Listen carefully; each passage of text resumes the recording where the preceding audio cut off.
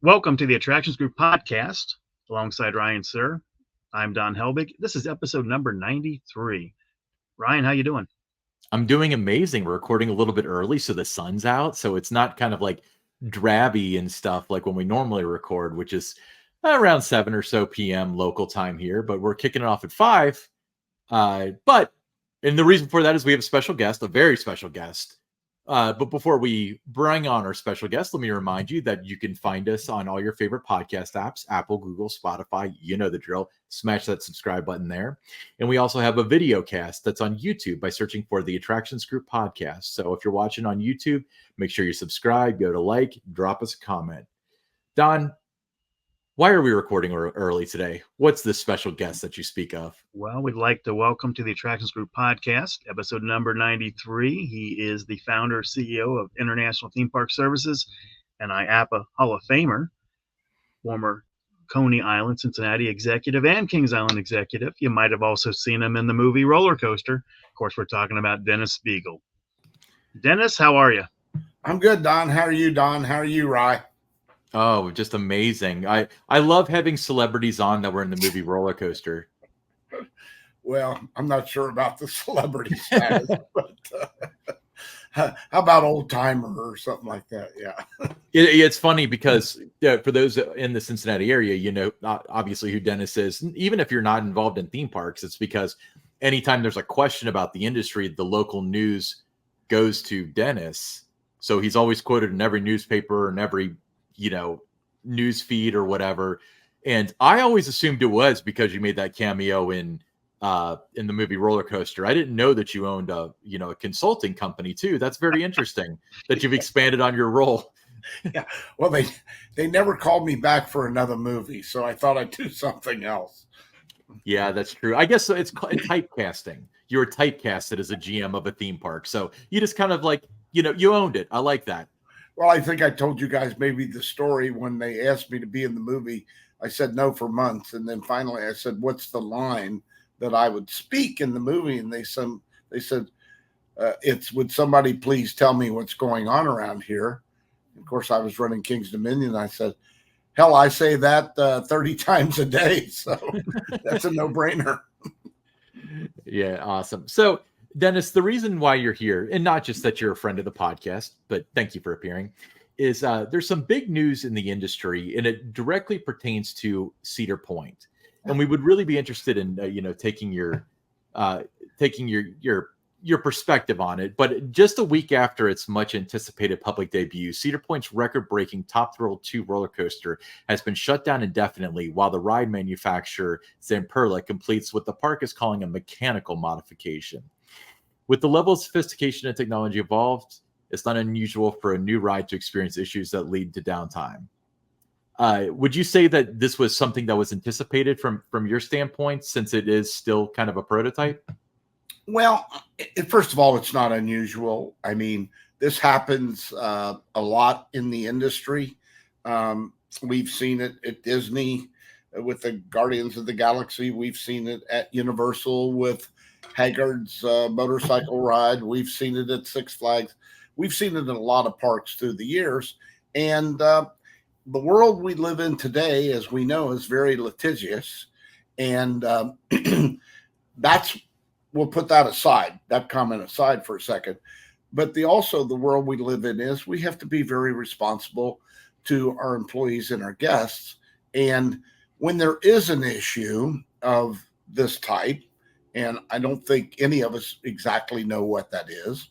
They haven't communicated that, but got two good teams working on it, the Cedar Fair team and the Zamperla team.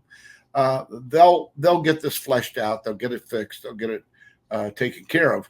But in today's world, because of the first topic I mentioned, and just being responsible, if you have a level of sophistication in this type of ride that is just a super ride, and you have any type of issue, you want to bring it down, you want to take care of the issue, and you want to get it done before you get into your prime main season. And I think that's what Cedar Fair is doing up at Cedar Point with this ride. Dennis, it's unclear how long Top Thrill is going to be closed. That might be 2 weeks, 2 months, maybe somewhere in between. But from the park's perspective, how would you handle this from the standpoint of communicating with both the public, what's going on, and also internally? Well, transparency, first of all, and Cedar Point and the whole Cedar Fair organization is very good at that. In fact, the industry has become very good at that. They know that transparency is important.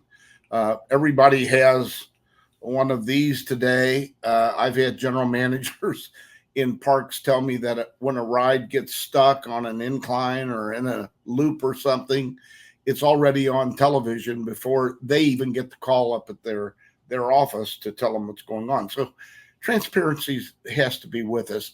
I think all of us, and Don, you and I know this, particularly with our backgrounds as deeply as they are in the parks, that they will pull out all stops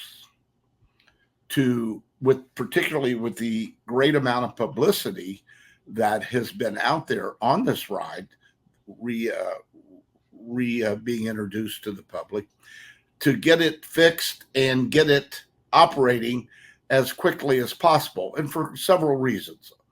Obviously, they want to make it right for the public who have been waiting and have paid to come out and see it, and of course, they need to work through the issue in such a way too that they make sure that it's not just a Band-Aid that they put on it, that they do it the right way, and that they don't have occurrences coming throughout the season.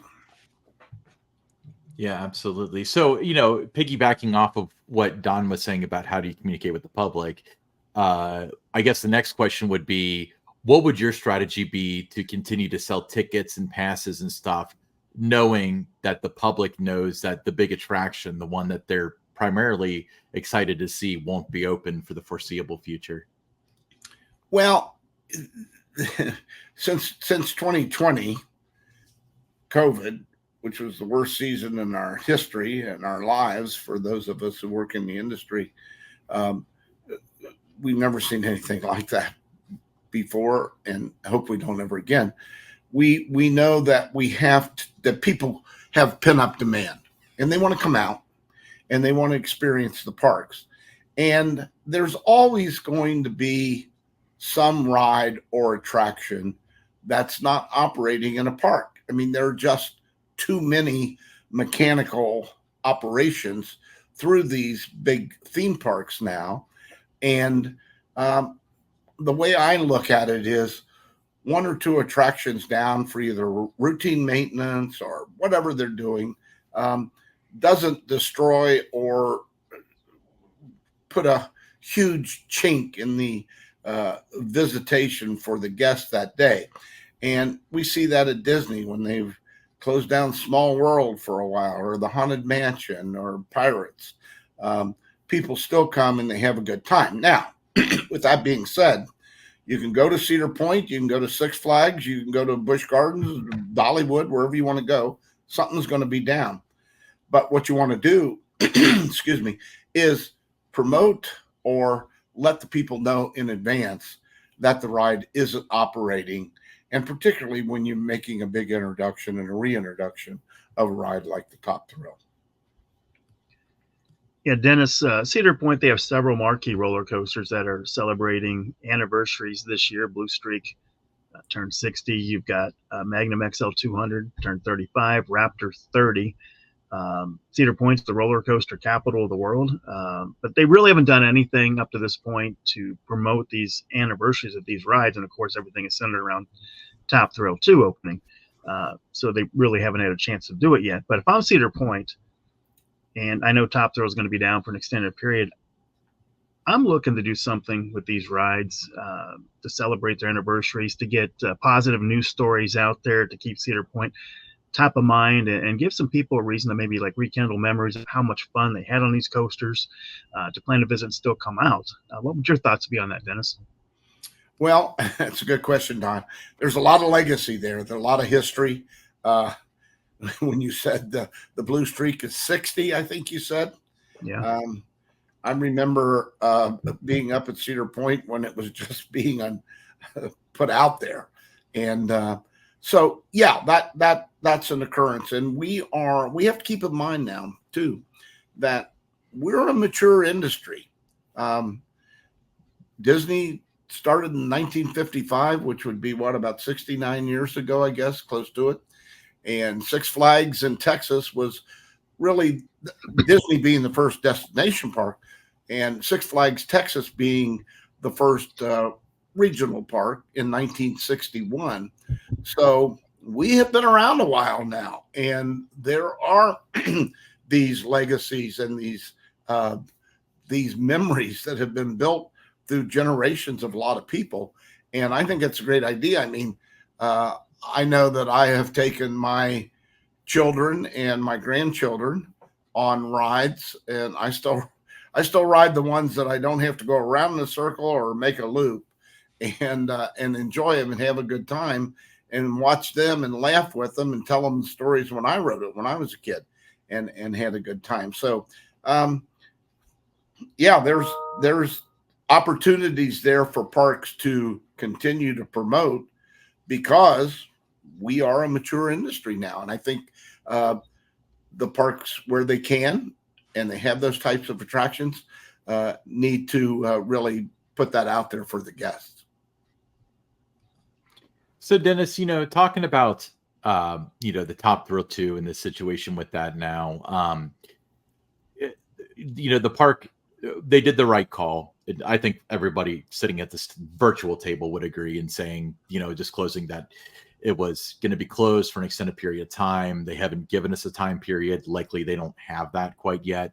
But the reasoning they haven't disclosed.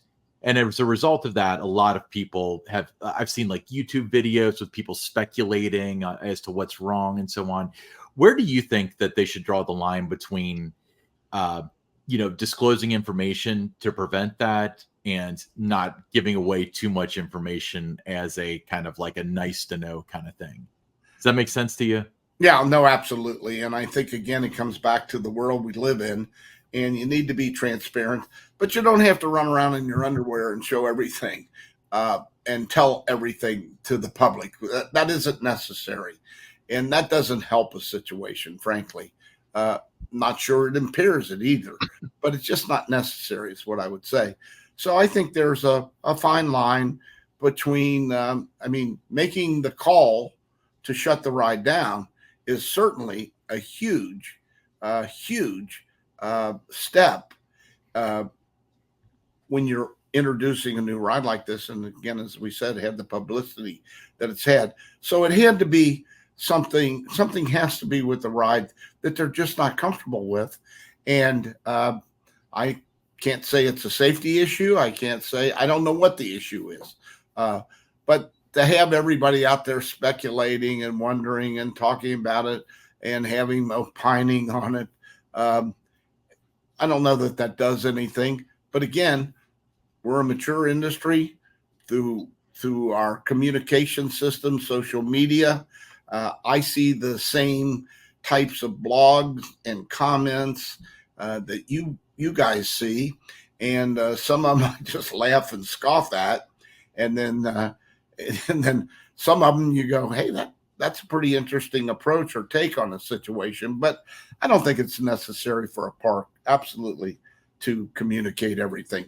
They're working on the issue. They've made a call. It's probably no different than an automobile industry that goes through a recall on a car when they have an issue. They tell you there's an issue. It may be brakes, it may be steering, who knows what it may be, but they don't get down into the bearings and the intricacies that really no one really needs to know except the people who are working on it. And you both know that Zamperla and Cedar Fair have pulled out all stops with their teams, brought in the brightest and the people who have been working on this retooling this long period of time to make sure this gets done properly and safely and as quickly as it can. Yeah, Dennis, because Top Thrill is reimagined from the problem-plagued Top Thrill dragster, do you think that this indefinite closure becomes a little bit more magnified than it normally would be for a new attraction? And, as you mentioned, that a lot of times with new attractions, there's going to be, those times where it's going to be down a little bit, but because of what it was, do you think that magnifies it? Well, I think it's that, Don, and I think it's the timing. It's brand new and just really been open a week. I have to, when you ask that question, I'm thinking back, and you'll remember the bat when we had the bat, and this was the first suspended coaster, articulating coaster that went through down where the vortex was at Kings Island, and it really garnered a lot of media of attention. Everybody was waiting for it. We, the management, we were waiting for it. And it wasn't too long then thereafter we had to go. Back then, the media was different. We had all these billboards around, and then we had to go around and snipe them, put a banner over it and say, the bat closed. And we didn't know how long it was going to be closed.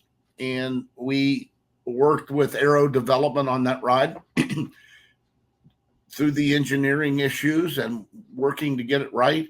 And we felt very comfortable that it was ready, brought it back, and the bat is back. And I can't remember how long it was, a week or two after that, the thing went down again. Then we had to snipe it again. The bat is closed. So you do what you have to do. Fortunately, today, it's a little easier to get to the public via social media than it was back then, sniping billboards. But you're still can be a little bit embarrassing. But as we said at the outset of the show here, it was the right call. So they're going to get it right. Yeah, I think they will too. So it's just a matter of patience. So let me ask you this: knowing how these things work, as far as, I hate to bring this up as the first example, but if something were to happen on a coaster, the park blames the manufacturer blames the park. Because of reasons like that, I was personally shocked that they used a different manufacturer, especially Zamperla, for this reimagine. Were you surprised by that, or did you think that this was on the horizon the whole time?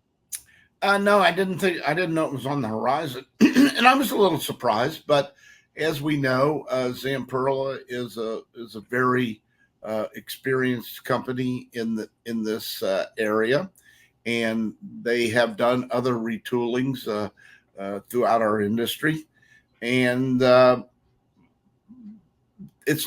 it has been done before where other companies have been brought in to work with another manufacturer's ride on renovation or other aspects that needed to be done. So I can guarantee you Cedar Fair as a company had to feel ultra comfortable with making that decision because they knew then and they know now the attention that roller coaster would get no matter what happened, good or bad. So it just wasn't, I'm sure, a flip of the coin and saying, "Oh, it's Zamperla."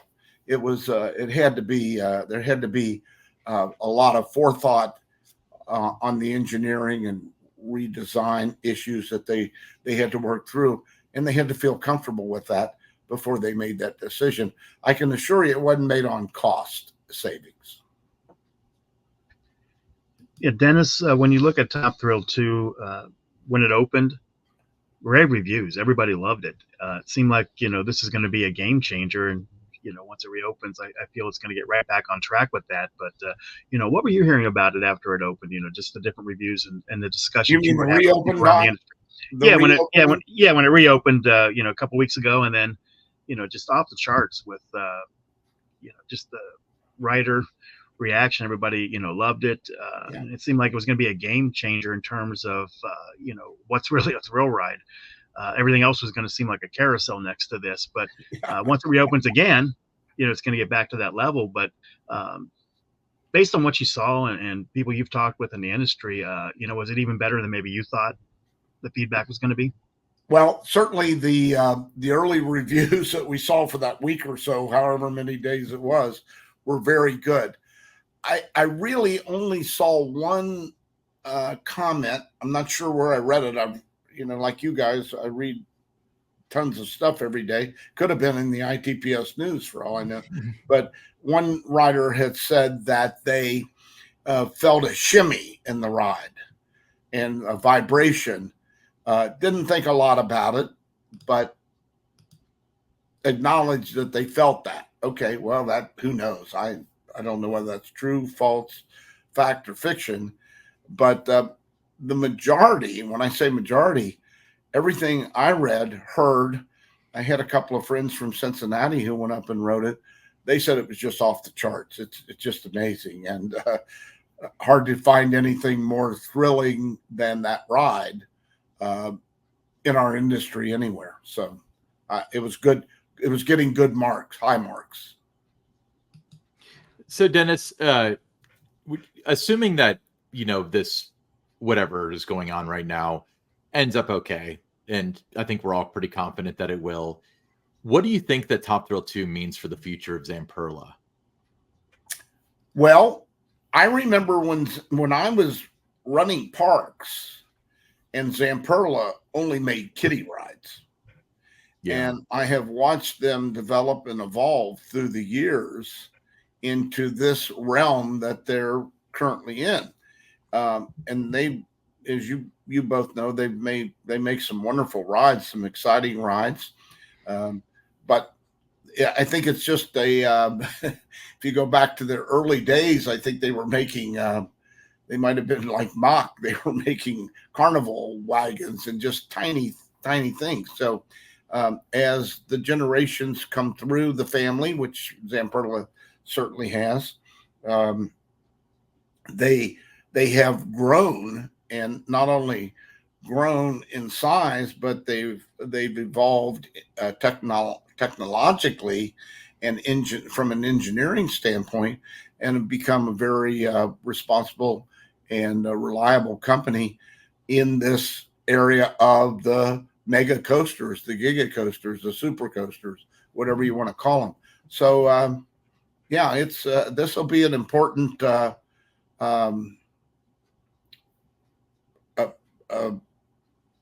I don't want to say thing, but an important approach that they have to take and make correct as they evolve and continue to design and sell and engineer bigger and more coasters. Now, Dennis, say they get the solve, they go through all the tests and the cycles, and everybody signs off, and it's ready to go again. Do you open it right up, or would you have a little bit maybe, in an abundance of caution, and give it even a little bit more time, and maybe, take another week, 2 weeks of just testing it just to make sure, so you don't have a situation where you reopen it and then again in 4 or 5 days it has to go down again? Well, if I was running the park, or I was running Cedar Fair, I did not want to put the baddest back and then have to snipe a few days later and say the bat is closed. So we've been through that. We know what that's like. So yeah, I think they'll have a shakeout period, and fortunately for them, as you guys know, it's early enough in the season. I mean, it's just now, we're just getting started, literally just getting started, that they have this shakeout time, whatever we want to call it, the grace period, to work on these kinds of issues when they do come up. And we know the season doesn't kick in with the masses for quite a few more weeks. So yeah, I would have a workout period with all the issues that they're working on now on the table, and monitoring each one to see how it is, and be testing with the weights and with the people. Maybe not immediately public, but the designers and engineers. Dennis, we've floated this question for months now, and I'm pretty sure we asked you the first time we had you on, but I think the question is more relevant than ever today, given the news. Who do you think has more at risk with Top Thrill 2, Zamperla or Cedar Point? I think the guy who painted it, the guy who planted the bushes around it, the people who put the steps in. If there's an issue, everybody gets sued. Unfortunately, in our world of theme parks, as you know, when there is an issue in the theme park industry, and as I always like to say, stubbing a toe is too much, but we get the numerically, actuarially, a theme park has been shown to be the safest place on the planet because of all the inspections by the parks, by third parties, by insurance companies, et cetera, states, federal levels, even in some cases. But if there is an issue, we get the sensationalism of an airline crash. And that's understandable because people come to an amusement park, a theme park, to have fun. People get on an airplane to go to point A to point B. They don't expect to have a problem. But we have to be very cognizant of that in our industry. And the operator and the designer of the ride, if there is an issue, they'll all be brought into this. And that's what they're doing now. They're preventing and taking all the steps necessary to make sure that issue doesn't occur. So I wouldn't rush it a bit. If it's 1 week, 2 weeks, 3 weeks, or 4 weeks, or 5 weeks, that's what it takes. Quite frankly, if I was running the company and somebody said, it's not ready this season, we need more time, it wouldn't operate.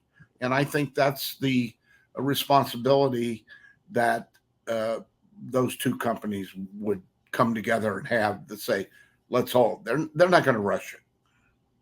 Yeah, I mean that would be a tough decision, but it would also be the right decision to make. And let's put ourselves in Cedar Point's shoes. Right now, a lot of disappointment.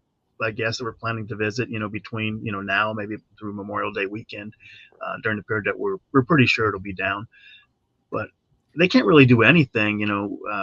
Post on social media or anything, no matter what the topic is, without it just being peppered with what's going on with Top Thrill 2, what's going on with the Top Thrill 2. And it kind of reminds me of my time at Kings Island when Son of Beast was closed, and how many times, no matter how many ways you put it out there or how you stated it, that it wasn't going to operate, and we'll have more information, we'll let you know, that people are still going to keep asking the same questions over and over again. So if you're Cedar Point, you need a lot of patience there, right? Yeah, absolutely. And keep in mind, Cedar Point's been through that with the Son of Beast. As you know, they inherited that problem from was it Paramount, Don, that put it in, sequencing, yeah. And that, as I have said, and maybe even said to you guys, that's to me the classic example of bigger is not better. And they couldn't make it right. They had issue after issue, as you know, you were there. And finally, what did they do? They bulldozed it. They pulled the plug.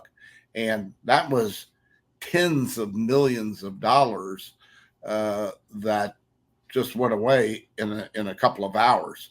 But it was the right decision, and that's what you do. That's not the case with this ride. I really don't believe. There's some issues. They'll get them worked out. But the Son of Beast, when I went out, I think I can't remember if it was Tim Fisher or Al Weber who was running the park. They asked me to come out and ride it. We were looking at all the materials and structures and everything. Somebody told me if you took all the board feet in the Son of Beast and stretched it out, it would reach from Cincinnati to New Jersey. And I thought, that's a hell of a lot of lumber. And a big ride. And but that's kind of a funny issue. But bigger is not always better, but I think this ride, we have the engineering capability now to design these rides. In fact, we have more capability, design capability, than the human body will allow us to do on these rides. At some point, I hope before we hang up here tonight, we can talk about, I'm a confirmed believer, I've said this for 10 years, that in my lifetime, we will see 1,000-foot high roller coaster. And I believe that. I mean, let's look at this coaster, King Ka, and some of the other ones that are out there. So we have that design capacity. What do you need? You need space, etc., to facilitate materials, but it's going to happen. So, it seems like late 90s, early 2000s, the time period, there was what they called the coaster wars, where everyone was building taller and faster, and that was what the marketing was based off of. But it seems like, with the exception of that outlier in Saudi Arabia, a lot of people have pulled back from that. Do you think that, like, in today's market, 1,000-foot tall coaster would have a market, or do you think that it would be one of those things where it would, like, probably appeal to such a small niche of thrill seekers that it would be difficult to justify the cost on something like that?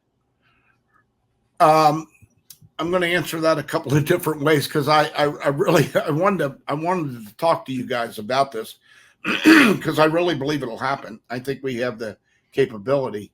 Going to be expensive, going to need a lot of space, and it's going to have somebody with deep pockets. The companies are there that could engineer these, the B&Ms and the Innemans and the Premier Rides and Zamperlas. The companies could do this. Where could that happen? Kind of answers part of your question, Ryan. It'll be the Middle East. We see what's going on over there. They're trying to build Orlando in 5 years, which has taken Orlando 55 years to build. And they rushed Dubai. They rushed Qatar. Abu Dhabi has done well with Yas Island and some of the other attractions. Ferrari Park was vacant for many years over there, and all the built millions and millions, hundreds of millions they spent on that. So with that kind of ground laying, they're the ones who will do this because they have a desert that stretches for hundreds of miles. Do you need that for 1,000-foot coaster? No, but you're not going to put that in Cedar Point or Six Flags or Dollywood or any of the parks that we know, because the spatial issues are not there. But they could do something like this. And why would they do it? Because they will, and they can. And that would be my prediction, that our first 1,000-foot roller coaster will be over in the Middle East, probably in Saudi Arabia. After, what's the name of the new one, Ryan? I forgot. Falcon's Flight is the name of the new Flight. And how fast does it go? I didn't know there would be a quiz today, but I can look it up. I think it's 110 or 20 miles an hour. Well, let's pull up the statistics on this, because it is interesting. So this is in Six Flags Qiddiya, where, so for anyone who doesn't know, Six Flags essentially licensed their name. They have very little to do with this park itself, from what I understand. Maybe you can confirm or deny that. No, that's true. That's okay. So let's. Six Flags only built 3 parks. They built Texas, Georgia, and St. Louis. Everything else they acquired. And the last park they built was St. Louis opened in 71, I believe it was, if my memory serves. Okay. What's your stats say there? So this is what we get. This is from rcdb.com, which is the Encyclopedia Britannica of roller coasters. Okay. So length 13,943.6 feet. Elevation 639.8 feet. I'm guessing it's elevation because the highest point is not the first hill. It drops off of a ledge. So 519-foot drop, speed of 155.3 miles per hour, and it does have an LSM launch. So I was off on the speed. That's what I drive usually in my Corvettes. I'm usually about 155 coming to work, and not quite that fast going home. But I would rush home, but like, take your time going to work. But yeah, so it's obviously this is a monstrosity. These are all concept photos and stuff, but this right here, so for those of you who are audio listeners, we're looking at the camel hump, and this is the 500 something foot tall section. But it does kind of pose the question of first of all, it'll be very interesting to see. It's Intamin building this thing, and Intamin is the risk taker in the industry, still is, but what kind of maintenance do you have to have on these trains to go that fast and that far and that high? Like, that's the real question with this, Well, I think you're getting in when you start doing this, okay, longer, higher, faster. And you're right. We went through that armaments period. And I want to answer your question, but I want to say one other thing. I remember when King Dakar was introduced, and that was a very expensive roller coaster for Six Flags, a great adventure. And what's the height on that one? Do you remember, Don? King Dakar is 456 feet. People at that time, now this is the important part of the story. They spent a lot of demolition money and then construction to put that ride in, buy it, of course, engineered, etc. And their attendance that year didn't increase 1%. Yeah. And we had gone through in the industry, I remember this quite well. We had gone through a period of longer, higher, faster, boom, boom, boom, boom, boom, push it, push it, push it. And you know what? People got tired of it. They were tired of it. And I think they voted with their feet at that ride, King Dakar. So now come back to your put that slide up again if we would, Rye. Are you talking about the Falcon one? Yeah, Fly to Falcon. But I think what I was going to say to you is answer your question, maintenance, etc. You're really getting into the world of almost aeronautics, where a set of wheels can only land on a 747 or whatever the big one is now so many times, where a such can only do so much so many times. Yeah, it's not going to be we've got this kind of latitude and we've got this kind of, we'll be fine for another. It'll be, you do it 32 times and that's it, and everything gets changed out. Now I don't know if it's 32 or 52 or 152, but I think we enter that world of there will be such precise calls on the maintenance and change out of certain issues that are germane to that ride or a ride. That's just where we're heading because of the experience and the extremes. Absolutely. And I also think that at some point people are going to say, I'm not going to ride that damn thing. That's enough. That was my concern because, 1,000-foot coaster, this one concerns me as well, because if this were somewhere, let's say this was in LA, Chicago, New York City, London, somewhere that draws a lot of people anyway, there might be enough people out there to justify this. Enough people would travel to that place to ride that coaster, or enough people in the area. But when we're talking about drawing people directly with the ride to, especially somewhere like Saudi Arabia, where a lot of the world won't go there, it makes me wonder if this is kind of like, that's too big, and if the market will be incredibly slim for a very expensive ride. I don't even know how much this costs. I don't know if they've released figures, but I've never heard a figure on it. Yeah, it makes me wonder if, I honestly think that it's one of those things where it's they're trying to draw attention to themselves. It's probably a PR stunt for the whole country, that sort of thing. But as far as making its money back, I really have my doubts. I almost wonder if it's not designed to do that.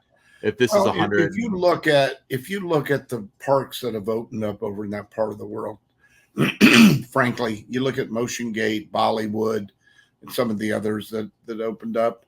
I think the companies Dubai Resorts, they've never made any money, and they were too large of an investment in that market because the markets didn't have the infrastructure and support they needed in the area. And that's everything from roads and retail and gas stations, etc., hotels, to the tourism. People who went to Dubai, we did a study there for a company once. They go there to shop. You go to the Dubai shopping center on a Friday night, there's 250,000 people there.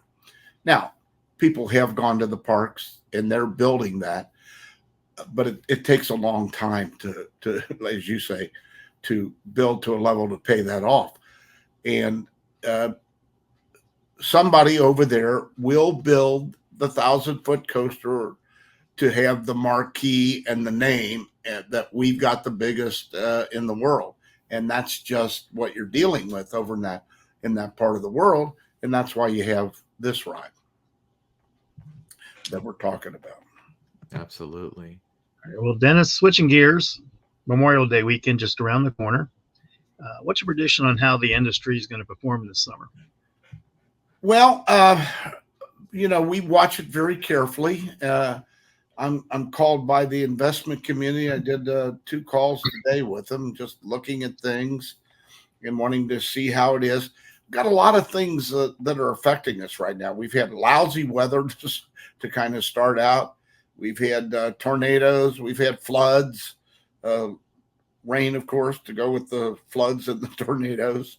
And we've got other issues that we're watching very carefully. Not only the things that are foremost, but like the election. There always is when there's an election year, you get a wiggle in attendance in parks because of the craziness that goes on in our elections.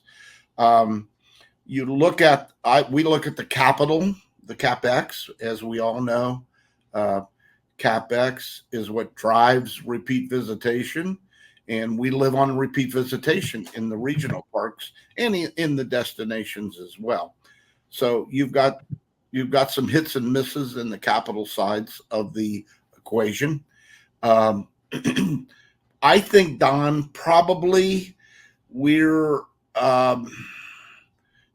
some of the first quarter numbers are already out, and we pretty much hit those right on the nose. Going to be flat to down a little bit. And I think that our season is going to hinge on a lot of economy this year. It's going to be gasoline for the last 2 years really didn't affect us, even when it was expensive. I think this year gas prices will have an impact on the industry. So we're watching the gas pricing, the food, and the things that we buy every day. You're hearing a lot more about that right now. We're seeing restaurants start to dumb down a little bit. You're seeing things like Red Lobster on the verge of bankruptcy, just having closed 48 stores, I think, the other day in Florida. And it wasn't because they bought too much shrimp. It's other issues, economic issues and things that probably were internal to the company. So we kind of watch a lot of stuff. I think this season we're flat to up 1.5% to 2% probably. And that's with all things being good. And that's not having any crazy more weather and tornadoes and things. You got to remember, when you have those kind of hurricanes and tornadoes, those affect people not just short term, But those are long-term kind of issues because you've had great loss, personal loss that has to be replaced, effects, etc. So you got to kind of build that pyramid of how you're looking at the season stone by stone, and I don't think we're down, but I don't think we're up with huge numbers either. So that's kind of where I'm looking right now. All right. So Dennis, you were, as far as like the individual park experience goes, you started at Coney Island, which was a ticket-based thing, and Kings Island was pay one price, and Kings Dominion was pay one price. So one of the big differences was that with Coney Island, you could bring in your own food. And then obviously that changed with Kings Island. So my question for you, since you've been exposed to this quite a bit, is a hot dog a sandwich? That's funny. I didn't think you were going there. I didn't either. Yeah. Yeah, I think a hot dog is a grab and go. It's a sandwich. You can pick it up and eat it and still walk around and get in line and enjoy something. So yeah, I think if it's on bread, it's a sandwich. That's right. It's the one thing that did happen. If you go back to 2007 and 8, and this had happened earlier than that as well, and you talk about food, you look at games and food and merch. People were, Don, you may remember this. There were as many people eating out of the trunk in the parking lots at Kings Island as there was inside between 12 and 2. Because they just couldn't afford it. They had to sacrifice, and they stopped playing the games. The games have never come back to the level they were. So we do go through these ups and downs. Food, on the other hand, did come back strong because you're there and you're kind of captive, if you will, and you've got to eat and you've got to drink, but you don't have to play a game. You don't have to buy a tchotchke, a salt and pepper shaker, or a invisible dog leash, or whatever you're selling this year. But so we have to monitor those things as well and be judicious in the pricing, both at the front gate and internally on the F&B items. And I think we're at a point too where when we came back after 20 and 21 saw that great exposure of people coming back with pent-up demand, they were buying anything at any price almost. Well, there was a lot of gouging going on from big to small. I think those days are gone for a few years now, so we're not going to see anything like that. So people are looking for a good, I call it price-value relationship, something, fair price for a good portion of what they're getting, food and drink. So we're watching that this season too. I think pricing is one of our biggest issues we have to deal with. Well, Dennis, great as always having you on the Attractions Group podcast. Appreciate your time. Well, thank you. I appreciate it. It's always good to be with you and Ryan, and happy to do it again. Let's have some fun. There's a billion topics we could talk about, and this will be a fun one to go back and look at and see how closely we were on the issues at hand. And it's not going to take us long to be able to ferret that out. Yeah, we can do an episode called "Is It a Sandwich?" and we'll just list different food items that involve bread and different carbohydrates, and we'll decide, like, is a hot pocket a sandwich? Like, if the bread consumes the entire innards, is that considered a sandwich, or is that a non-sugary pastry? That I don't know. I just heard the other day the Earl of Sandwich was a great gambler, and he didn't want to get up from the gambling table, and he decided to eat his lunch, just put it between two pieces of bread and bring it to me. So anything that's kind of between two pieces of bread or a bun, I kind of consider it a sandwich. So, and anything in a cup, I call it a drink. So Awesome. I'm Cool. pretty Well, thanks simple. again, Dennis. Make sure that you check out, what's your website again for International Theme Park Services? Where they can... www.innerthemepark.com.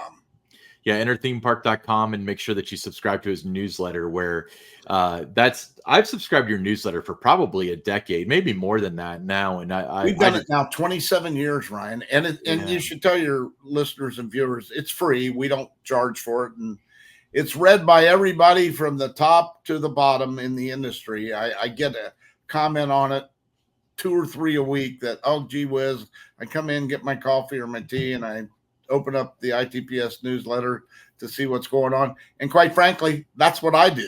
So, yeah. So it's just a fantastic source for news. So Dennis, thank you once again for being on the show. We really appreciate it. Stick around. We got the Pick Six coming up next.